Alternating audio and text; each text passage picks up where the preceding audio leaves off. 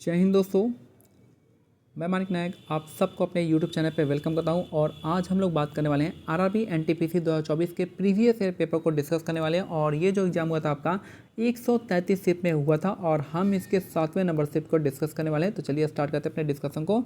और टेलीग्राम जो है ना व्हाट्सएप ग्रुप का लिंक जो है दिया हुआ है, आप उसको ज्वाइन कर सकते हैं हमारे साथ डिस्कस करने के लिए। ठीक है, पहला क्वेश्चन देखेंगे। फर्स्ट क्वेश्चन यहाँ पे, पोखरण परमाणु परीक्षण 2 का कोड नेम क्या था? तो ये था आपका ऑपरेशन शक्ति था।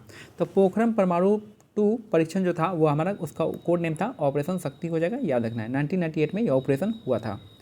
नेक्स्ट है, नीति आयोग द्वारा विमेन ट्रांसफॉर्मिंग इंडिया अवार्ड्स किस वर्ष शुरू किया गया था? तो आपका 2016 में दिया गया था। तो नीति आयोग के द्वारा जो विमेन ट्रांसफॉर्मिंग इंडिया अवार्ड था 2016 में दिया गया था। भारत में याद रखिए नीति आयोग का फुल फॉर्म क्या है? नीति कहा जाए national institute for transforming India. एक आपका नॉन स्टैच्यूटरी बॉडी है, non statutory non constitutional body है। और यहाँ पे किसके जगह पे आया था? आपका प्लानिंग कमीशन की जगह पे आया था। भारत में पहला नाभिकीय विद्युत संयंत्र कहाँ पे स्थापित किया गया था? तारापुर इसका करेक्ट आंसर हो जाएगा। तो पहला नाभिकीय विद्युत संयंत्र जो है तारापुर, याद रखना है। नेक्स्ट है यहाँ पे विश्व विकास रिपोर्ट 2016 विश्व विकास रिपोर्ट के अनुसार 2016 तक प्रति वर्ष $12,000 या इससे अधिक प्रति व्यक्ति आय वाले देश को क्या कहते हैं? तो इसको हम अमीर देश की संज्ञा कहते हैं। $12,000 से अधिक जो कमा रहे हैं प्रति व्यक्ति आय वाले देश होते हैं उसको अमीर देश कहते हैं। नेक्स्ट है, हिंदुस्तान रिपब्लिक एसोसिएशन का गठन किसने किया था? तो सचिन सन्याल ने 1924 में किया था। कहाँ पे किया था?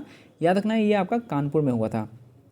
ठीक है, हिंदुस्तान रिपब्लिक एसोसिएशन का गठन 1924 के कानपुर में हुआ था। और इसी को जो है बाद में HSRA किया गया। ये HRA था, HRA बाद में HSRA जो ये किया था, किसने किया था?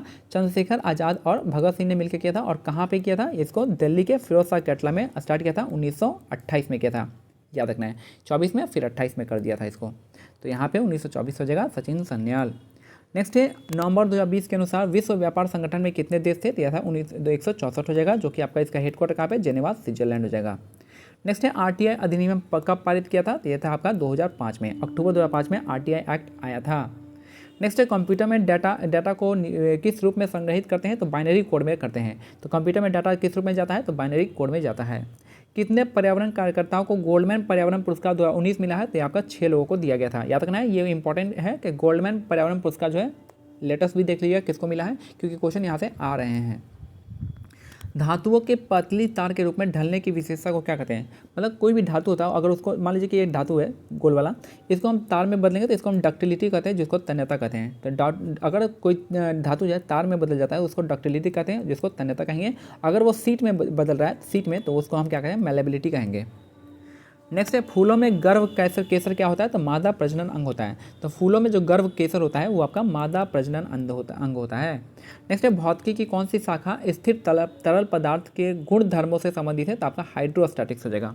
तो याद रखना है, भौतिक की कौन सी शाखा स्थिर तरल पदार्थ के गुण धर्म से संबंधित है? तो तरल के लिए हाइड्रो हो जाएगा और स्टैटिस्टिक, अस्थिर के लिए स्टैटिस्टिक हो जाएगा। मानव शरीर की pH रेंज कितनी होती है? तो 7.3 से 7.4 के आसपास होता है। ब्लड का क्या है? 7.4 हो गया। ब्लड का pH 7.4, उसी के अकॉर्डिंग आपका 7.3 से लेकर 7.4 होता है आपका pH रेंज मानव का। अगर हम बात करते हैं आपका सलाइवा का, तो 6.8 होगा, सलाइवा का हो जाएगा। और ठीक है, इतना आप याद करेंगे। सरदार सरोवर बांध किस नदी पे है? तो नर्मदा नदी पे है। सरदार सरोवर बांध किस नदी पे है? नर्मदा नदी पे है, याद रखना है। नर्मदा नदी कहाँ से निकलती है आप मेरे को कमेंट सेक्शन में बताएंगे। और उस मैं बता दें उस जगह का नाम, उस जगह का है आपका अमरकंटक की सबसे ऊंची चोटी है, मैकाल पर्वत की सबसे ऊंची चोटी है अमरकंटक, वहाँ से आपका नर्मदा निकलती है, याद रखना है। और कहाँ से? रिफ्ट वैली से निकलती है और जाके मिलती है कहाँ पे? बे ऑफ बंगाल में नहीं मिलती है, ये आपका अरेबियन सी में जाके गिरती है। प्रोग्रामिंग लैंग्वेज जावा का आविष्कार जो है आपका जेम्स गॉसलिंग ने किया था। J for Java, J for Gosling, याद रखना है। जावा का जो आविष्कार है आपका जेम्स गॉसलिंग ने किया था। मानव शरीर में कौन सा अंग पित्त रस का उत्पादन करता है? तो यकृत जो आपका पित्त रस का उत्पादन करता है, पित्त रस यकृत हो जाएगा। नेक्स्ट है, भारत का सबसे बड़ा बॉक्साइट उत्पादक राज्य कौन सा है? तो उड़ीसा हो जाएगा। बॉक्साइट उत्पादक राज्य उड़ीसा हो जाएगा। ठीक है,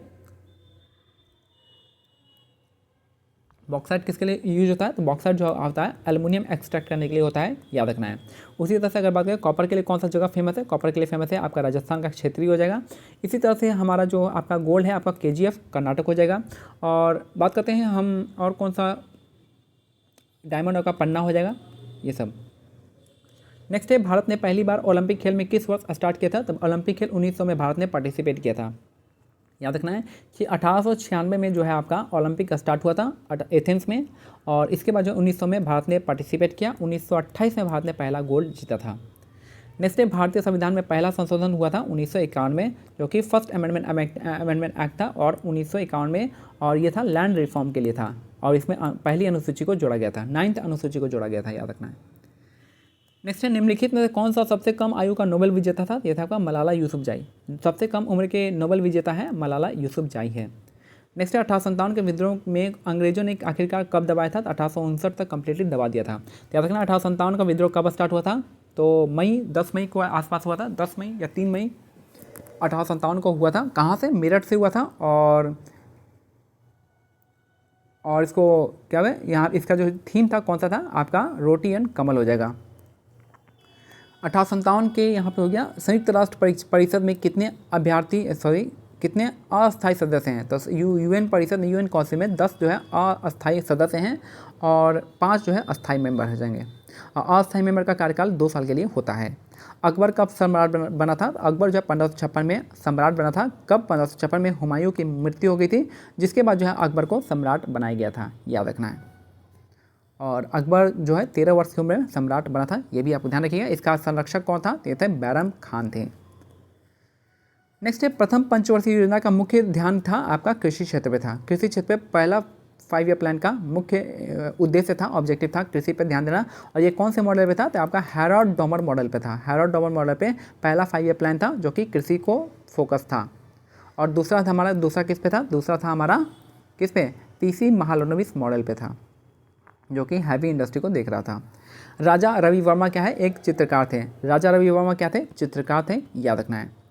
नेक्स्ट है यहाँ पे, जून 2020 तक की जानकारी के अनुसार यूनेस्को द्वारा कितने विश्व धरोहर स्थलों का संरक्षित किया गया है? तो यूनेस्को ने कितने विश्व धरोहर को स्थल को संरक्षित किया है? तो 1121 स्थल को। भारत में कितना है यूनेस्को का? भारत में 43 जो है स्थल है। और लेटेस्ट कौन सा है? मोइदम, आसाम का मोइदम जो आपका लेटेस्ट ऐड किया गया है। इससे पहले कौन कौन सा? इससे पहले होलाश्वर टेम्पल और आपका जो शांति निकेतन है उसको ऐड किया गया है। गांधी सागर बांध किस राज्य में है? तो मध्य प्रदेश में है। गांधी सागर बांध जो आपका चंबल नदी पे मध्य प्रदेश में है।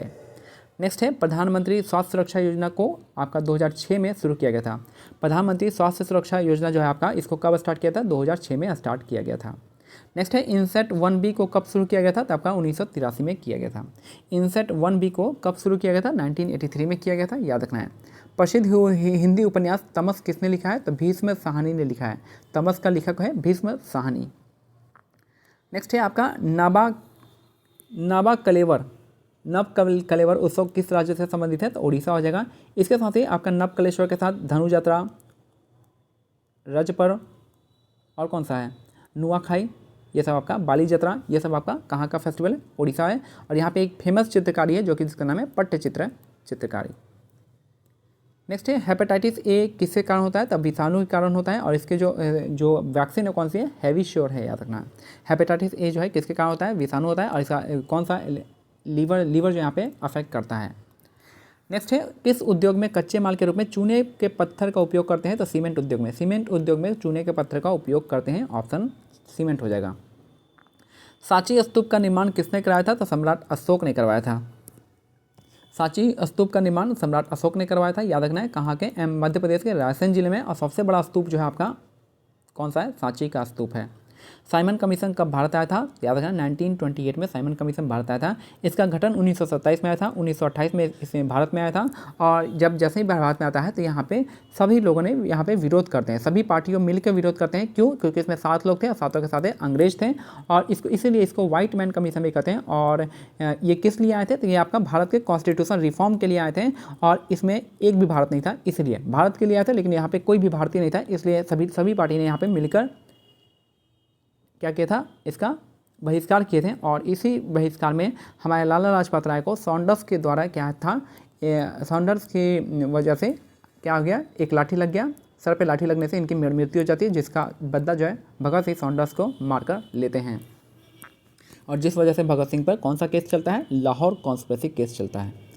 नेक्स्ट है यूआरएल का फुल फॉर्म क्या होता है, आपका यूनिफॉर्म रिसोर्स लोकेटर है, एक तरह का क्या किस टाइप का काम करता है, तो आपका एड्रेस का काम करता है, कंप्यूटर में एड्रेस का काम करता है यूआरएल, और ये यूनिफॉर्म रिसोर्स लोकेटर हो जाएगा। गोदावरी नदी का उद्गम स्थान कहाँ से होता है, तो ब्रह्मगिरी के पहाड़ी से, ये आपका गलत दे रखा है, ब्रह्मगिरी से नहीं होता है। गोदावरी का उद्गम स्थान कहाँ से होता है, तो ये होता है आपका त्र्यंबकेश्वर पहाड़ी जो है आपका नासिक, वहाँ से होता है। तो गोदावरी नदी का उद्गम स्थान जो है त्र्यंबकेश्वर नासिक से होता है, और इसमें जो है आपका गोदावरी आपकी सबसे बड़ी नदी है, दक्षिण भारत की सबसे बड़ी नदी है गोदावरी, और ये जो है इसको वृद्धा गंगा भी कहते हैं, वृद्धा गंगा, और इसको दक्षिण गंगा भी कहते हैं। दक्षिण की गंगा कावेरी को कहते हैं, और दक्षिण गंगा गोदावरी को कहते हैं, याद रखना है। नेक्स्ट है, कहा जाता है कि 1906 में भारत के प्रथम राष्ट्रीय ध्वज जो है अपना कोलकाता में फहराया गया था। 1906 में पहला प्रथम राष्ट्रीय ध्वज कब फहराया गया था, 1906 में। और इस टाइम जो है आईएनसी के अध्यक्ष कौन थे बताइए, तो आईएनसी के अध्यक्ष थे 1906 में कौन थे, दादा भाई नौरोजी थे, याद रखना है। यहाँ पे इन्होंने स्वराज का आह्वान किया था, और दादा भाई नौरोजी ने 3 बार अध्यक्षता की थी, 1886 में, फिर 1893 में, और 1906 में। और इनकी बुक का नाम poverty and un-British rule in India, voice of India भी इन्होंने लिखा था। फिर यहाँ पे कहा जाता है कि सुकन्या समृद्धि योजना का शुभारंभ किसने किया था, तो नरेंद्र मोदी हो जाएंगे इसका। सुकन्या समृद्धि योजना नरेंद्र मोदी। भारत का पहला उच्च न्यायालय जो है आपका स्थापित किया गया था कोलकाता में 1860-61 के आसपास कैनिंग के टाइम में किया गया था। भारत का पहला उच्च न्यायालय कलकत्ता में।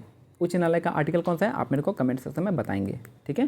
तो ये मेरा आज का सेट नंबर 7 कंप्लीट होता है। मिलते हैं अगले वीडियो में, तब तक के लिए क्या करना है, जो ग्रुप लिंक दिया रखा है टेलीग्राम और व्हाट्सएप का, आप उसको ज्वाइन कर सकते हैं, जहाँ पे हम लोग डिस्कस कर सकते हैं और आने वाले एग्जाम के प्रिपरेशन कर सकते हैं। जय हिंद, जय भारत, धन्यवाद।